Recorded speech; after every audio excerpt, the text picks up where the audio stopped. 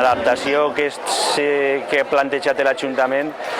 coincideix en un 95% en el projecte que l'ordre ministerial considera que és espoli. Per tant, els arguments van en la línia de demostrar que les diferències són mínimes i en tot cas no són substancials.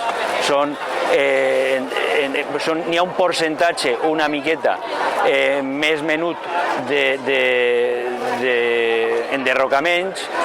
però bàsicament els arguments fonamentals coincidirien en el projecte original que està declarat espoli per part de l'Ajuntament. És que la intenció ja de fa molts anys de l'alcaldessa és desprotegir el barri, perquè la protecció del barri és un obstacle per als seus interessos personals, o els que defen en tot cas.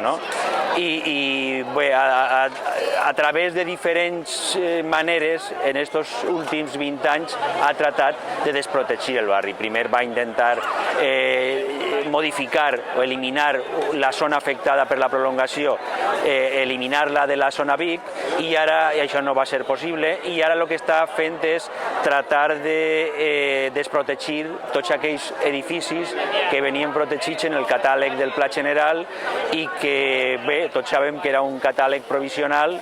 però per més provisional que fora, els edificis, el propi PEPRI els reconeix que tenen interès arquitectònic. Per tant, una cosa és que el catàleg del Pla General no fora un catàleg definitiu, però una altra cosa és que aquests edificis